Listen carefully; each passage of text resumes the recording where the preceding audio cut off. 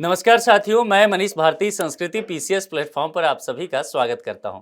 साथियों, जैसा कि आप जानते हैं कि हम लोग बीपीएससी को ध्यान में रखते हुए, चूंकि इस बार आपका एग्जाम थोड़ा सा पोस्टपोन्ड हो गया है, तो उन तमाम चीज़ों को ध्यान में रखते हुए लास्ट मिनट रिवीजन कर रहे हैं। और आज जो चर्चा हम कर रहे हैं वह है बिहार का बजट, और ये 2026-27 का यानी कि लेटेस्ट वाला है। इससे पहले हमने आर्थिक सर्वेक्षण कर लिया था और बजट देखते हैं। देखिए होता क्या है ना कि आर्थिक सर्वेक्षण और बजट, इससे मैंने देखा है कि 150 प्रश्न जो रहेगा घुमा फिरा करके दो तो फिक्स क्वेश्चन है, 3 या 4 भी हो सकता है। एवरेज मान के चलिए कि 3 क्वेश्चन पूछा जाता है इस दोनों टॉपिक से मिला करके। और यकीन मानिए ये बहुत सिंपल होता है। अधिकांशतः बच्चे क्या करते हैं, बहुत कंफ्यूज होते हैं जैसे उनके सामने सर्वेक्षण और बजट से क्वेश्चन आता है। और ये क्वेश्चन जो रहता है ना, अपने नेचर में बिल्कुल फैक्ट रहेगा, यानी कि आपको दिमाग नहीं लगाना है। अब देखिए, इससे आसान प्रश्न कुछ भी नहीं होता है जिसमें कुछ चीजें फैक्ट आपको दिया हो और आपको पता हो कि इस 25 फैक्ट में से एक चीज पूछेगा।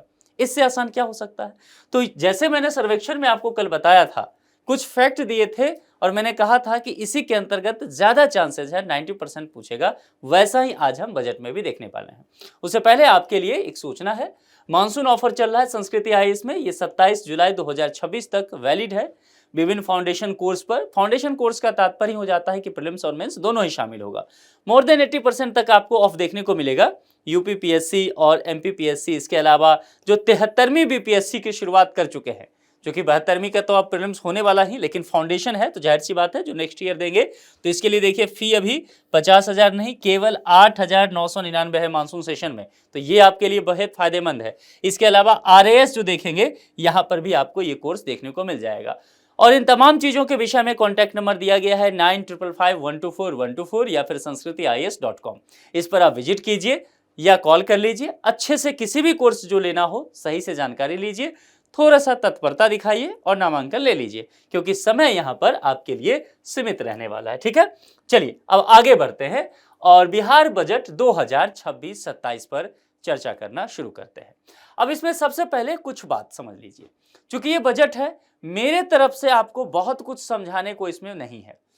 मेरे लिए जरूरी यह है कि आपके पास मैं इकट्ठा करके कुछ फैक्ट ला दूं और वो सिस्टमैटिक वे में ला दूं कि आपको ये समझ में आ जाए कि कहां से क्या चीज पूछा जाता है। और चूंकि मैंने पिछले 15-20 वर्षों के प्रीवियस ईयर क्वेश्चन का एनालिसिस किया है, तो मैं इतना समझ गया हूं कि कहां कहां से बीपीएससी ज्यादा प्रश्न पूछता है जो बजट का प्रश्न रहता है। तो उसके आधार पर ही आपको पढ़ना है।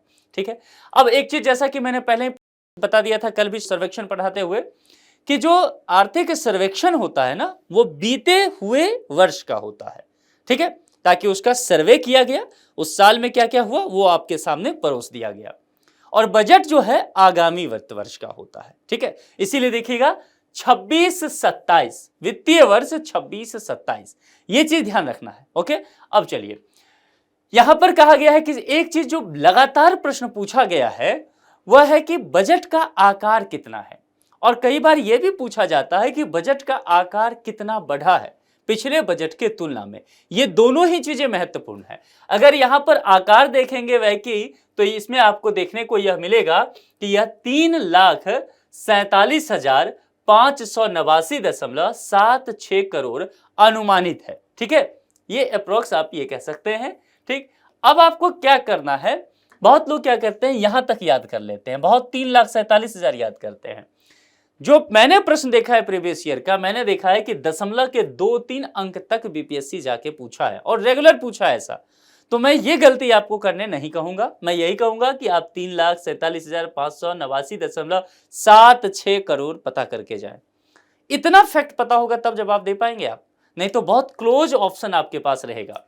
अब यहां पर यह कहा जा रहा है, एक तो बता दिया अगर आपसे पूछा गया कि भाई बजट था कितना, अब पूछा जाएगा कि पिछले वर्ष की तुलना में कितना अधिक था या कम था, यह भी पूछा जा सकता है। तो यहां पर कहा जा रहा है कि अधिक रहेगा।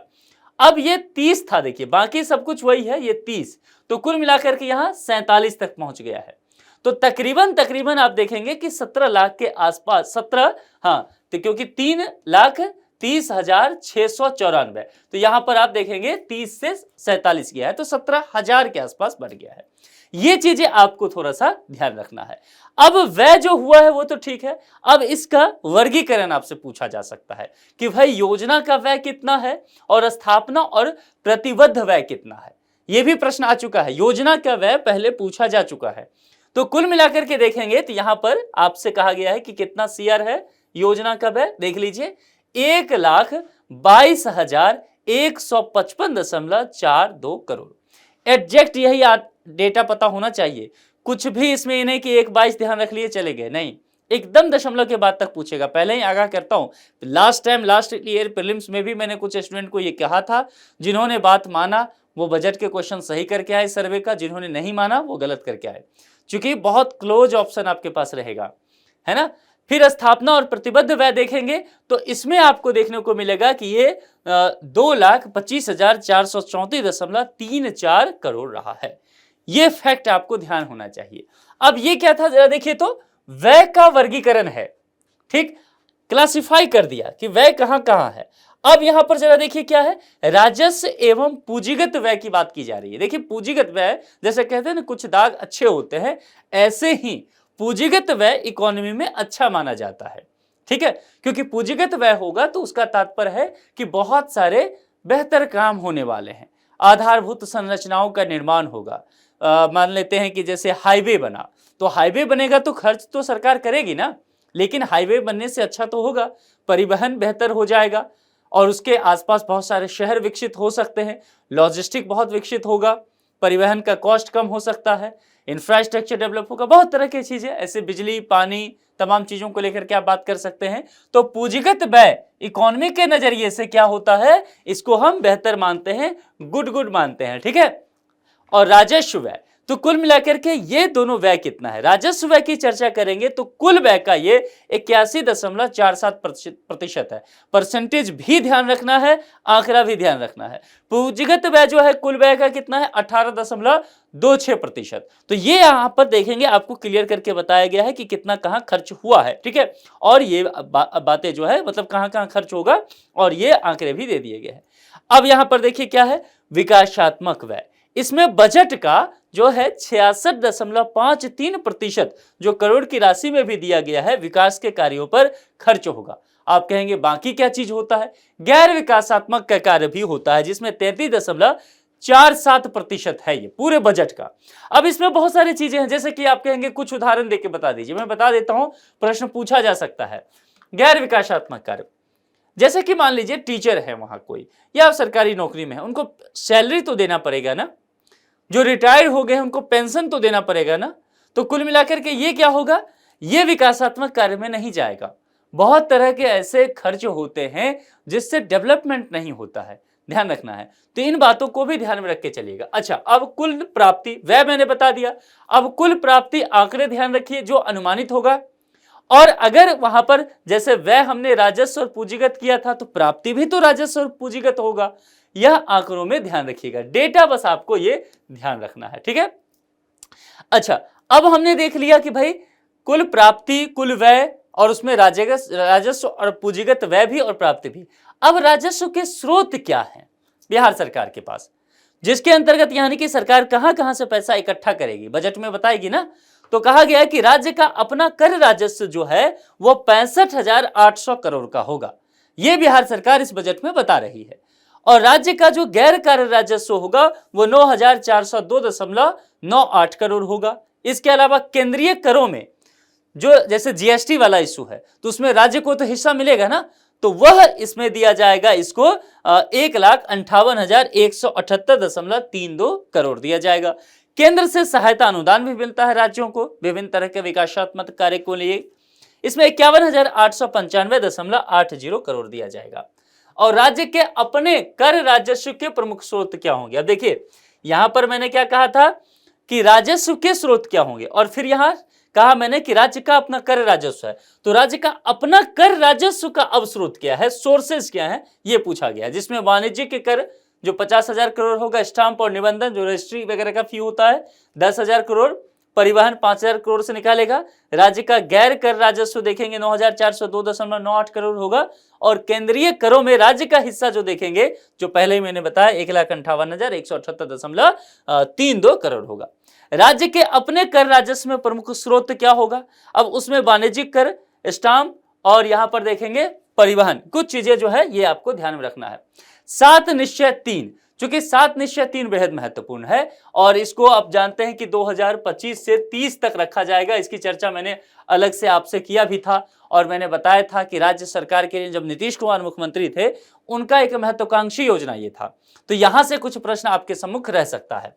अब 25 से 30 तक ये रखा गया है और इसमें कहा गया है कि राज्य सरकार 1 करोड़ नौकरी के साथ रोजगार प्लस में रखिएगा, ये विकल्प में आ सकता है। तो नौकरी प्लस रोजगार देने की बात की गई है। गलती से ये मत समझ लेना है कि अगले 5 साल में 1 करोड़ सरकारी नौकरी दी जाएगी, रोजगार के अवसर मिला करके, ठीक है। चलिए, तो इस कार्यक्रम के तहत 26-27 में कहा गया है कि 14,800 करोड़ का बजट अनुमानित है इसमें, जिसमें आपको मैंने कहा था कि इसमें शिक्षा होगा, उच्च शिक्षा की रखा जाएगा।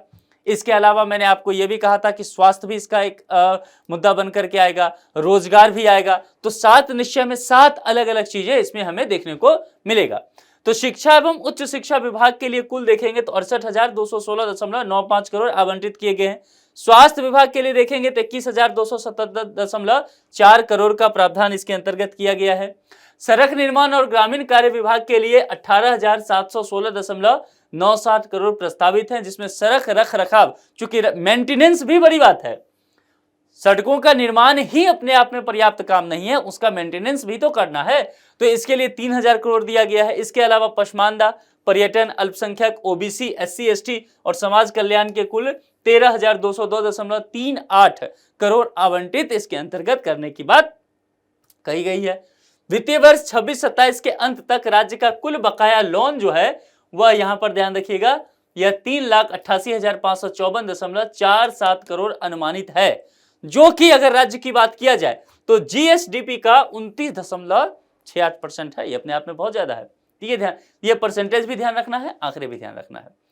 लोक लेखा देयताओं सहित कुल ऋण अगर देखेंगे तो ये 4,46,326.07 करोड़ अनुमानित है बिहार सरकार पे। ये भी अपने आप में बहुत ज्यादा है और GSDP का ये कितना परसेंट पड़ेगा, ये और इसमें फिर बढ़ जाएगा और ये बढ़ करके 29 से अब 34.09% तक ये पहुंच जाएगा।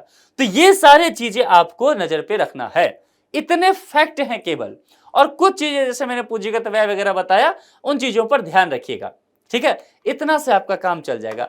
इतने पहले कमांड में लाइए, इससे क्वेश्चन बनाइए और देखिए अगर ना बने तो फिर आप कहना।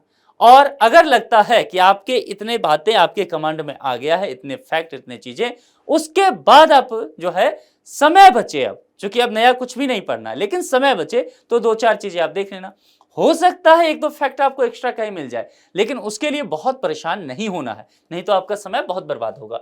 वित्तीय वर्ष 2026-27 के लिए बिहार का कुल बजट का आकार कितना है, ये आपसे पूछा गया है। तो आपको ध्यान है, हमने इसके लिए आपको क्या कहा था कि ये 3,47,589.76 करोड़ है। पूरी तरह से फैक्ट है, आपको पता होगा, तभी आप यहां पर काम कर पाएंगे और दूसरा कोई विकल्प आपके सम्मुख इसमें नहीं है।